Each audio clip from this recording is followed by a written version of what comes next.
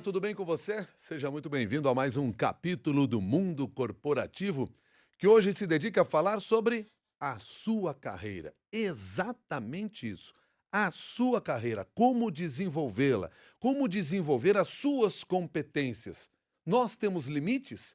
Tudo isso a gente vai saber na conversa com o Eduardo Ferraz, que é consultor em gestão de pessoas, autor de 5 livros e que está relançando o livro Seja a Pessoa Certa no Lugar Certo, livro este publicado pela editora Planeta. Eduardo Ferraz, desde já, muito obrigado pela sua gentileza de estar de volta aqui ao mundo corporativo, trazendo parte dessa sua experiência. Bom dia. Bom dia, Milton. É um prazer estar aqui pela quarta vez. E por que é um desafio encontrar o lugar ideal na profissão, na empresa, no negócio, na carreira? A maioria das pessoas, infelizmente, na vida, na carreira, acham que o caminho mais fácil é o mais razoável, o mais tranquilo, ou valeria mais a pena. E isso é um erro. Todo mundo que está nos ouvindo aqui já ouviu a seguinte frase: você pode ser qualquer coisa que você quiser, Desde que você queira ser. desde que você queira ser, desde que você seja esforçado, dedicado. E isso é um tremendo engano. A gente não pode ser qualquer coisa, a gente não tem talento para ser qualquer coisa. Imagina um ouvinte que tenha ele 20 anos, 30, 40 ou 50, e que ele ganhe uma bolsa integral por 10 anos, tudo pago, para ele fazer uma faculdade de medicina. Sendo que o pré-requisito principal ele vai ter que ser cirurgião. Pode ser cardíaco, pode ser cerebral, pode ser. Quantos dos ouvintes topariam, né, ganhar uma bolsa dessa para virar médico, só que tem que estudar até o último ano para virar cirurgião? Isso depende de talento, depende de habilidade, depende de aptidão e depende, por exemplo, posso ver sangue. Como é que um cara que se cortar uma unha, se uma unha encravada, eu já fico estressado, eu não consigo lidar com isso. Nem todo mundo tem perfil, por exemplo, para ser matemático, ou para ser físico, ou para ser arquiteto, ou para ser enxadrista. Existem características de personalidade e que tem a ver também com talento, que facilitam a vida da gente em algumas profissões e dificultam bastante. O segredo aqui, aí eu já vou contar o final do filme, é a gente achar as carreiras, as profissões, os trabalhos, os empregos que tenham mais a ver com a personalidade. Portanto, não basta querer. Em muitos casos, na maioria deles, não basta querer. Por exemplo, eu sou engenheiro. A minha formação original é engenharia, eu sou engenheiro Uhum. agrônomo. Entrei numa universidade federal e sofri que nem um cachorro, porque eu sou péssimo em cálculo. Eu sou burro, Uhum. literalmente, eu tenho uma limitação cognitiva. Hum. Aí as pessoas perguntam: "Mas como é que você terminou uma faculdade de engenharia?" Porque eu estudava muito, passava a madrugada inteira estudando, tirava 5 na prova, passava raspando. Uma vez o professor achou que a turma estava colando, resolveu refazer a mesma prova. Eu tirei 2 meia Uhum. hora depois. E aí eu falei para ele: "Se o senhor fizer outra, eu vou tirar zero, porque eu já esqueci tudo." Então, brincando, falando sério, eu sou um engenheiro medíocre porque eu tenho dificuldade com cálculo. Em compensação, eu tenho outros talentos ou outras habilidades que felizmente eu descobri muito cedo, que eu comecei a aprimorar. Então, a conclusão disso, Milton, é Hum. que quanto mais a gente foge, a gente sai daquilo que a gente gosta e tem talento, mais difícil vai ser a vida profissional. Agora, Eduardo, você tem um livro que diz Seja a Pessoa Certa no Lugar Certo. O que é necessário para ver essa sintonia? Existem aqui eu vou pegar uma metáfora do James Heckman. James Heckman ganhou o Prêmio Nobel de Economia no ano de 2000. Esse cara é um matemático, ele passou 38 anos da vida dele, isso na época lá, ele continua vivo, estudando aprendizado na infância. Ou seja, até que ponto a gente aprende um idioma, a gente aprende cálculo, a gente aprende a língua e assim por diante, o idioma e assim por diante. E ele faz uma comparação, esse cara já veio ao Brasil, e ele faz uma comparação muito interessante. Ele diz que a personalidade de um adulto é como se fosse um prédio. A gente não consegue mudar a estrutura de um prédio, a gente consegue mudar o acabamento. Por exemplo, o ouvinte que mora aí num prédio pode mudar a pintura, pode mudar a decoração, pode mudar os eletrodomésticos, mas ele não consegue mudar o prédio de lugar. Por exemplo, existem características estruturais de personalidade, Milton, ou seja, coisas que eu sou desde a infância, que eu era quando adolescente, que eu era quando eu tinha 30 anos, eu tenho 55, eu continuo muito parecido, e com 70, 80, se eu estiver vivo, vai ser muito próximo. E aí entram alguns pilares da personalidade e entram os talentos naturais, coisa que eu já faço bem feito. Então, O segredo na prática de você ser a pessoa certa no lugar certo é identificar as principais características, os pilares da sua personalidade, a estrutura da sua personalidade e dentro dessa estrutura se aperfeiçoar. Por exemplo, se você é naturalmente uma pessoa rápida de raciocínio, articulada, por exemplo, ou fala bem em público. Se você tem 20 anos e já é um nota 7 ou um nota 8, ou seja, você já é talentoso nessa área, o que vai acontecer se você se desenvolver, estudar, se aprimorar, fazer cursos nessa área? Você vai passar de 7 para 8, de 8 para 9, vai atingir excelência e vai ganhar dinheiro, vai ser bem resolvido, vai se realizar nessa área. Em compensação, se você é um nota 1, né, em oratória, em articulação verbal, se tem dificuldade para falar, se é tímido, se é fechado, reservado, introvertido, morre de medo de público. Será que vale a pena você estudar 5, 6 ou 10 anos para virar um orador? A minha resposta é: isso é uma perda de tempo. Isso é querer mexer na estrutura da personalidade. Você não gosta, não tem talento. E aí alguém pode falar, mas isso não é comodismo, não é se acomodar com. Eu tenho dificuldade, eu não vou falar nunca. Você pode passar de nota 1 para nota 3. Você pode passar de quase um mudo para aprender, por exemplo, a falar 2 ou 3 minutos numa reunião. Isso é aprimorar o acabamento, Milton. Agora, se transformar do zero uma pessoa que não gosta de falar em público, que não gosta de abrir a boca, num super orador, significaria mudar a estrutura do prédio e, portanto, isso é pouco provável e pouco produtivo. Em outras palavras, invista tempo, invista energia para melhorar aquilo que você já é bom. Esse é o caminho mais rápido para ter sucesso profissional. Comentário da ouvinte Rolima, que está no nosso Facebook. A Rô diz assim: fugir de suas habilidades e do que você tem facilidade em aprender só dificulta o aprendizado.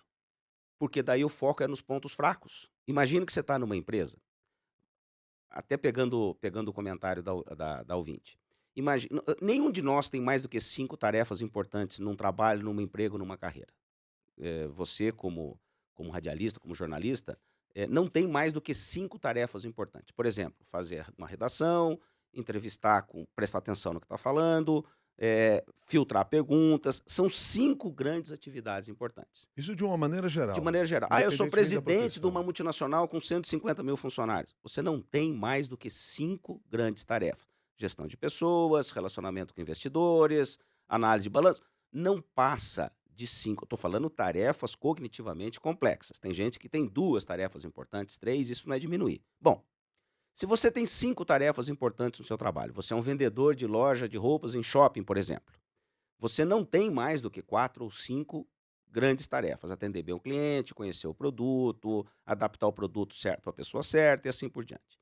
Imagine que dessas 5 tarefas, você seja muito bom em 4. Significa que você está no lugar certo. Ou seja, das 5 principais atividades do seu dia a dia, você faz bem e com facilidade 4 delas. Você está no lugar certo. Se você faz 3 bem feitas e 2 você tem enorme dificuldade, a sua carreira já vai travar um pouco mais. E qual é o problema? Das 5 tarefas, 2 você tem facilidade e habilidade natural. 3 você não gosta ou tem dificuldade. Ou pior, odeia. O que vai acontecer com a carreira ou com o emprego? É um emprego para sobrevivência, é um emprego para pagar aluguel, é um emprego para viver, é um emprego honesto, mas que não vai andar. Quem tem 5 atividades e não gosta de 3, vai ter uma carreira medíocre. Eu não estou dizendo que seja fácil mudar, eu não estou dizendo que é só virar um botãozinho ou ler um livro ou fazer um curso, mas eu vou repetir aqui. A carreira anda rápido quando 70 a 80% do tempo do seu trabalho você faz aquilo que você gosta e tem talento. Eu brinco que esse é o caminho do paraíso. Uhum.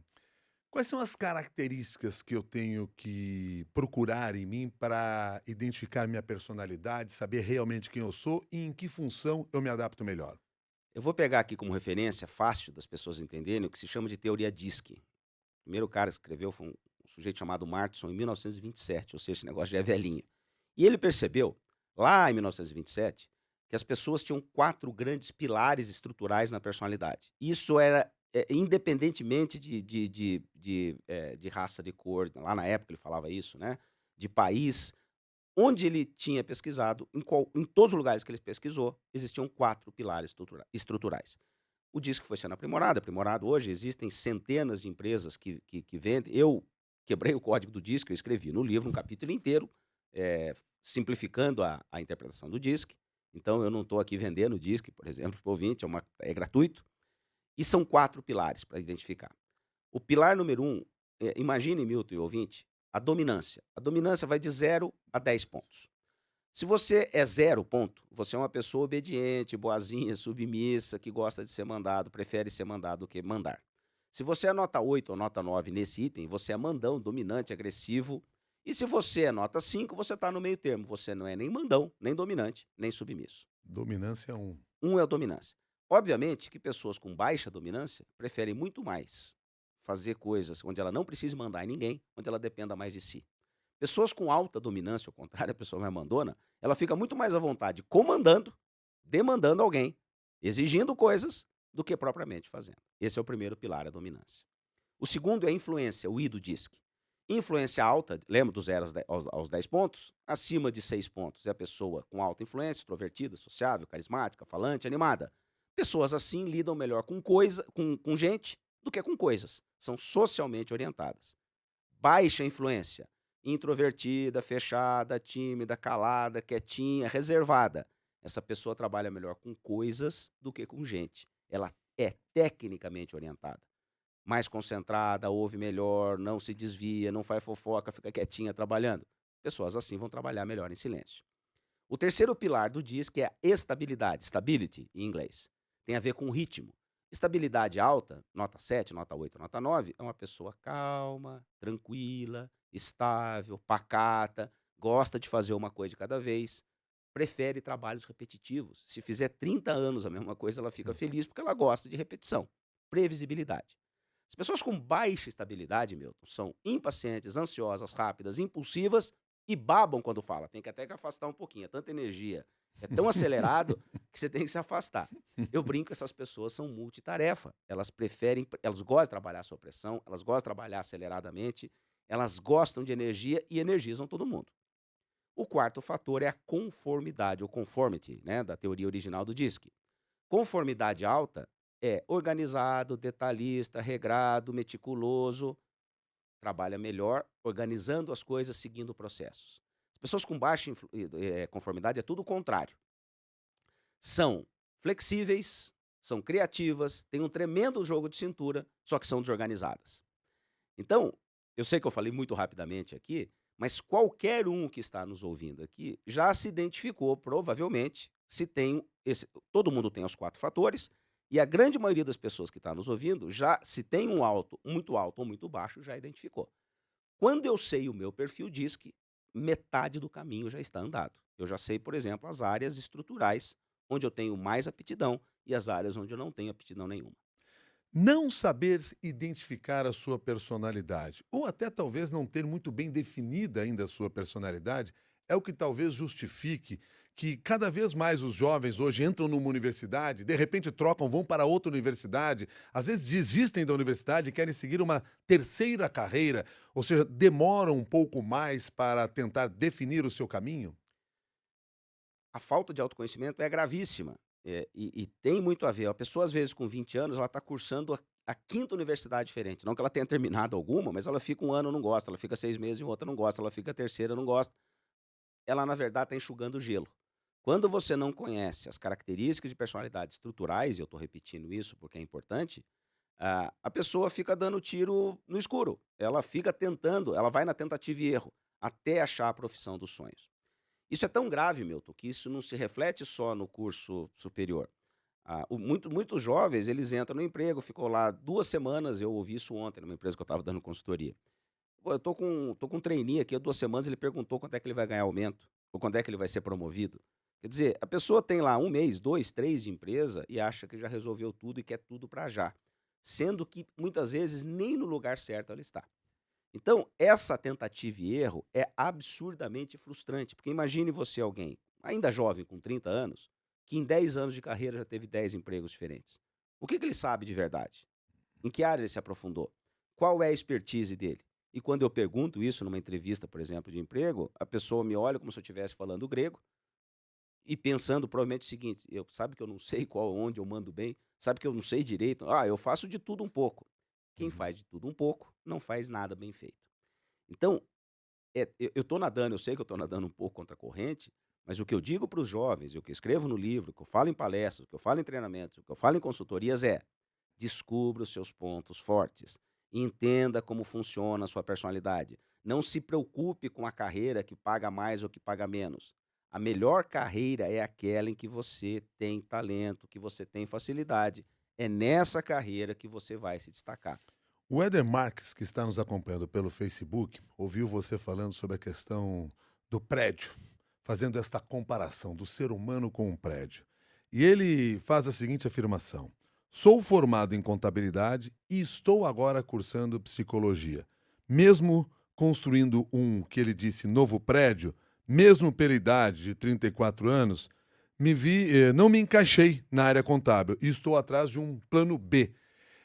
Talvez ele esteja nessa categoria de quem buscou uma carreira que não estava identificada com a personalidade dele? Claro, como eu citei aqui no começo, eu sou engenheiro agrônomo. Eu nunca fui engenheiro e muito menos agrônomo, porque eu não tenho a menor aptidão em nenhuma dessas duas áreas. Eu terminei uma faculdade, uma universidade federal, inclusive, era até um bom aluno pelas dificuldades que eu tinha, mas com poucos meses de carreira, ou poucos meses depois de formado, eu estava fazendo isso que eu estou fazendo aqui.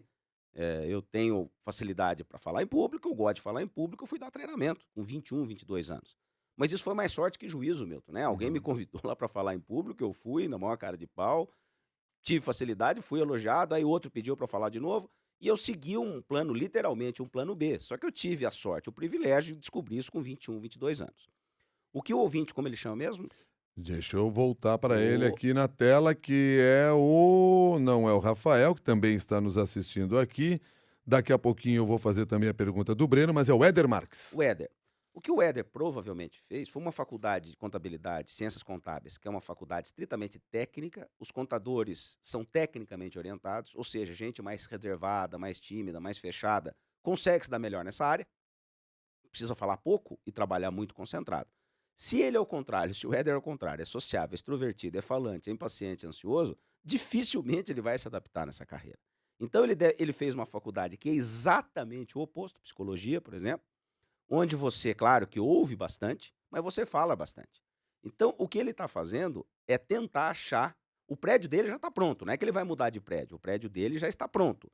O que ele deve estar fazendo, uma outra graduação, uma outra faculdade, ou uma outra carreira, ou outro emprego, é procurar se adaptar ao prédio que ele já tem. Ou seja, se eu faço melhor o A, o B e o C, deixa eu fazer isso com mais formação, com mais experiência ou com mais teoria para fazer melhor. Ele está absolutamente correto.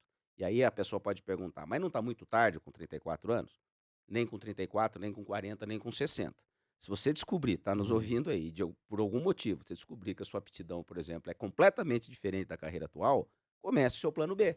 Comece aos poucos, à noite, nos finais de semana, comece a prestar o serviço que você acha que você manda bem. E aí podem perguntar: "Mas como é que eu vou saber se eu mando bem mesmo?" Os clientes vão dizer.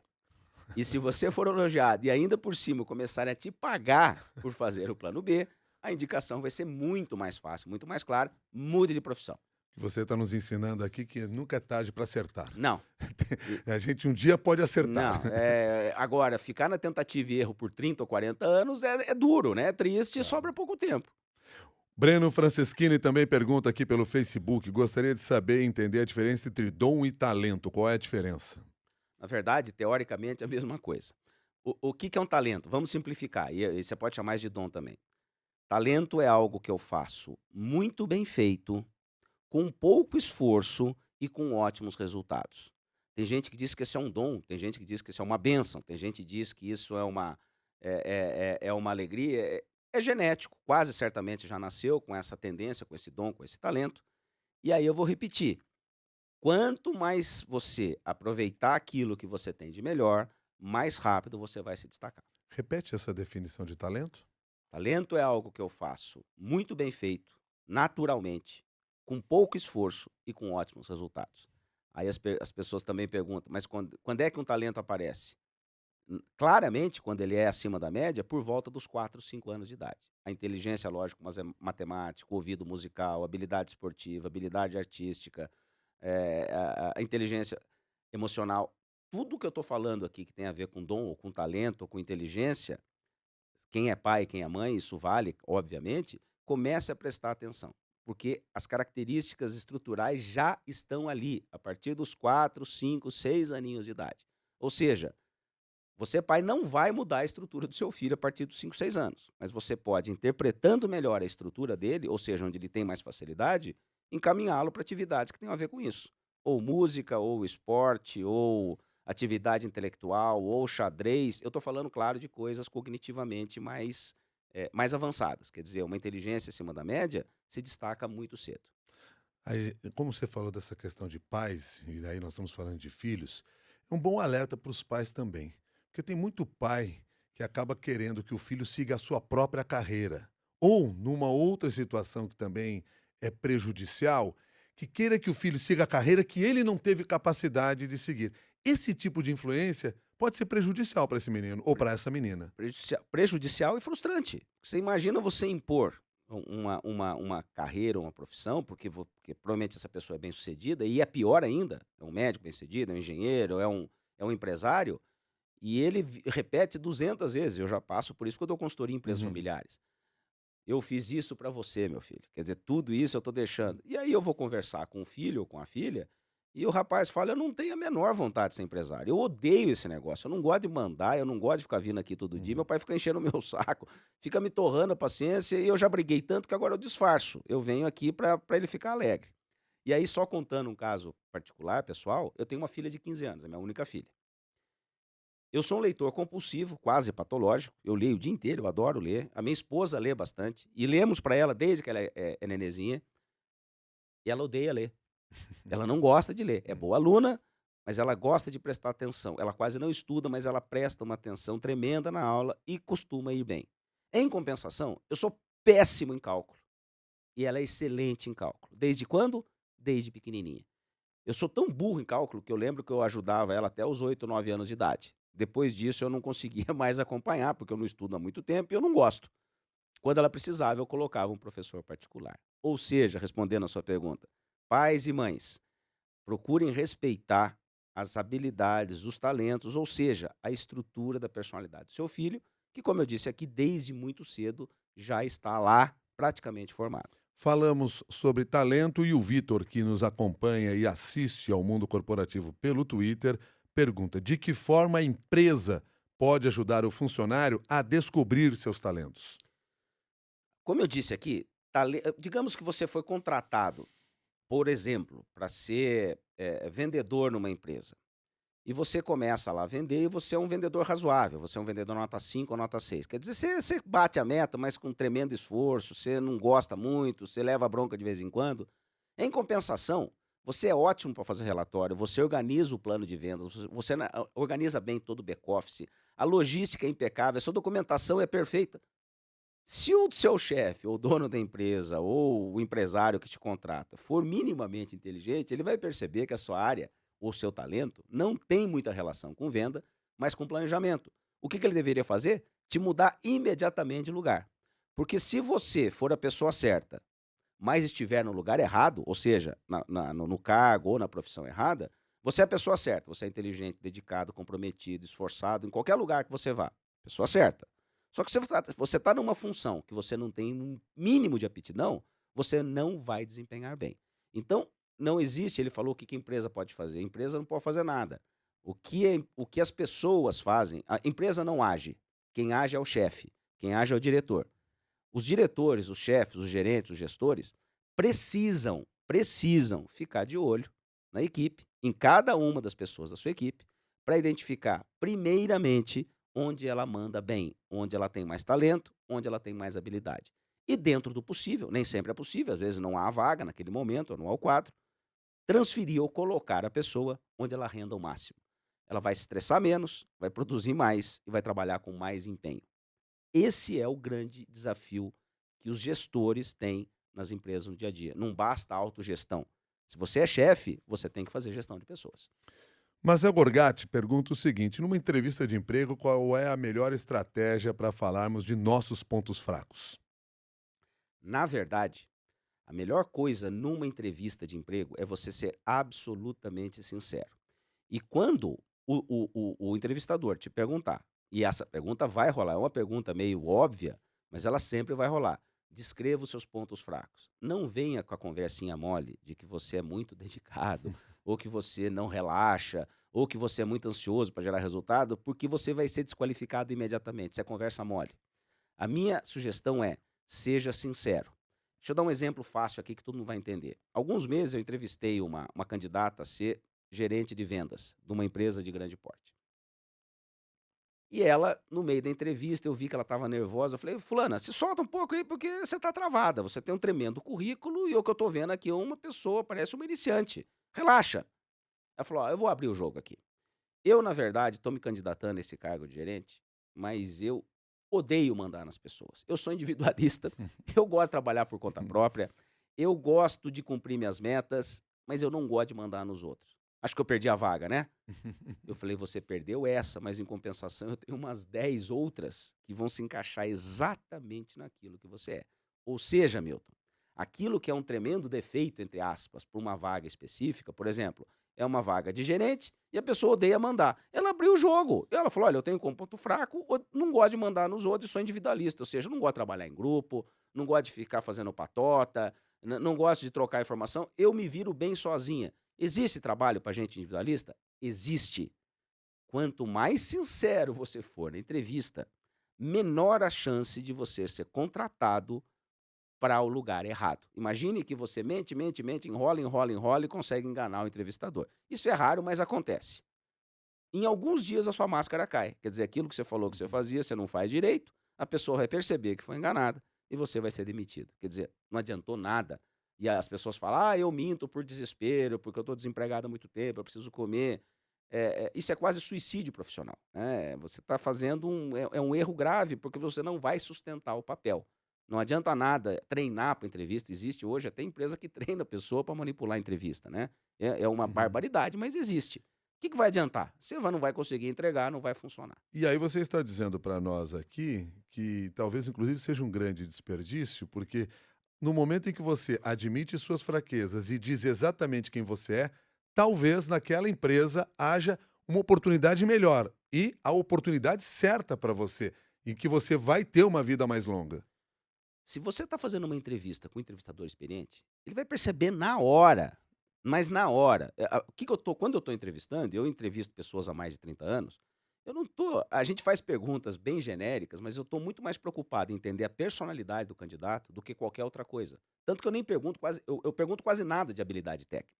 O que eu quero entender é a estrutura de personalidade dessa pessoa. Ou seja, será que ela se encaixa, o jeitão dela, as características dela, os talentos dela, se encaixam nessa vaga? Quando eu entrevisto uma pessoa muito manipuladora, sedutora, que vem cheia de conversa, é uma pessoa branca, neutra, zerada. A gente não consegue ler. Isso é a pior coisa que existe.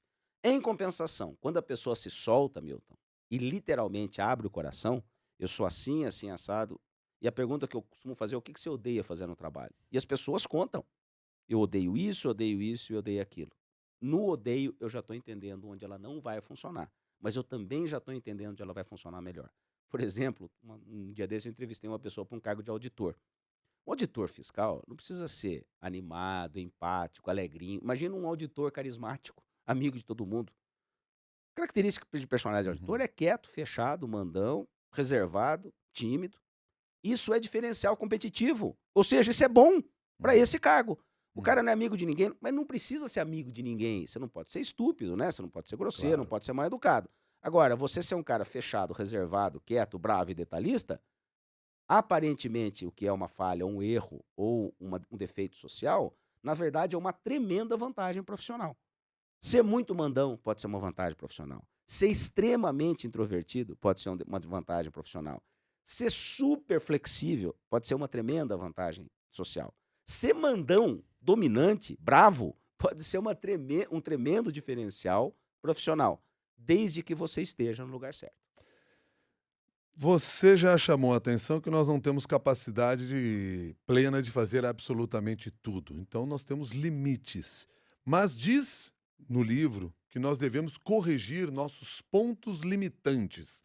Explica para nós isso. Ótimo. O que que é um ponto forte? Ponto forte é aquilo que eu faço bem feito naturalmente. O que que é um ponto fraco? É exatamente o contrário. É aquilo que, mesmo com muito esforço, eu faço mal feito. Então vamos de novo. Ponto forte é aquilo que eu faço bem feito com facilidade. E nisso eu deveria investir 80% do meu tempo. Ponto fraco é aquilo que, mesmo com muito esforço, eu faço mal feito. Ou seja, eu sou nota 1, me esforço, me esforço, me esforço e viro nota 2. Eu passo de horrível para horroroso, quer dizer, não adiantou nada. O que é um ponto limitante? Aí é a sua pergunta. Ponto limitante é um ponto fraco que está atrapalhando a minha carreira. Ou seja, pare tudo. Se você tem 2 pontos fortes e 150 pontos fracos, e todos nós somos assim, os 150 pontos fracos, se eles não afetam a sua profissão, ignore-os. Eles não servem para nada e também não te atrapalham em nada. Só que, se um desses pontos fracos te atrapalhar ou estiver te causando problema, você deveria corrigi-los, passar de nota 2 para nota 4. Deixa eu dar um exemplo. Também há uns anos atrás, eu fui dar uma consultoria numa empresa e a diretora comercial, um diretor comercial estava para ser demitido. E era a quarta demissão dele em 4 anos. Eu olhei o currículo e falei, como é que um cara desse, com um currículo brilhante, inteligente, articulado, batedor de meta, boa pessoa, bom caráter, como é que esse cara vai ser demitido de novo? Eu entrei na sala dele e já entendi. A mesa dele parecia um ninho de porca. Uma confusão, bagunça, café derrubado, coisa no chão.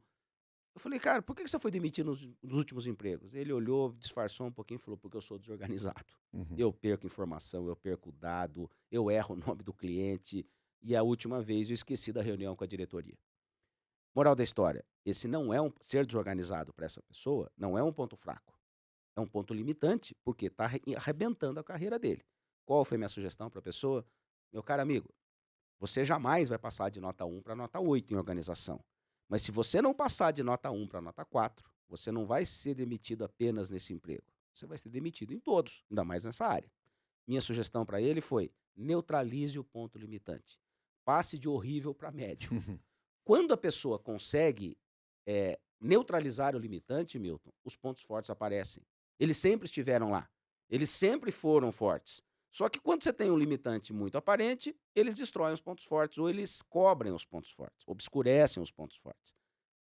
Resolva o ponto limitante, neutralize o ponto limitante, que seus pontos fortes aparecem. Eduardo Ferraz, eu tenho aqui uma pergunta que chegou pelo e-mail, que é do Franklin. Foge um pouco dessa linha que nós estamos conversando, mas que eu tenho certeza que o seu conhecimento vai ajudá-lo. Então, eu não quero ficar devendo para o Franklin aqui, Vamos responder. quero aproveitar essa oportunidade. Ele está com 35 anos, é formado em administração de empresas, pós-graduado em gestão estratégica de pessoas, trabalha em empresa de consultoria em administração pública há 12 anos e diz que mudou muito pouco de cargo dentro dessa empresa. Hoje ele ocupa um cargo de assistente administrativo, mas desenvolve várias atividades que fogem desse cargo. Já conversou com a chefe direta dele para uma mudança de cargo, mas até o momento nada aconteceu. E ele quer saber o que ele pode fazer, hein? Eu vou dizer o que eu faria, Claro. sem conhecer os dados e sem conhecer a pessoa. Existe o que a gente chama de crescimento vertical na profissão, Milton. Ou seja, você entra lá como auxiliar, vira auxiliar 1, depois vira auxiliar 2, auxiliar 3, aí você vira supervisor, depois você vira subgerente, você vira gerente. A estrutura era assim. Depois vira diretor e presidente da empresa. Isso é o que a gente chama de crescimento vertical na carreira. Pessoas que têm perfil para ser chefe. Só que a maioria das pessoas não tem perfil para ser chefe. Não mais do que 10% da população tem alta dominância, ou seja, tem características estruturais que facilitam ela comandar outras pessoas. Ou seja, 90% das pessoas, como é o caso aparentemente dele, deveriam ter o que a gente chama de crescimento horizontal. O que é crescimento horizontal? É uma carreira técnica, por exemplo. É você galgar espaços diferentes sem necessariamente ser chefe. Então você muda de função, você aprende coisas novas, você passa para um projeto diferente, para um programa diferente. Se for o caso dele, o que eu sugiro, e se ele perceber que a carreira está estagnada, isso pode ser porque a empresa é pequena ou porque a empresa é pública e não tem cargo, pode ser problema político, olha, você não é da patota, eu não sei o detalhe.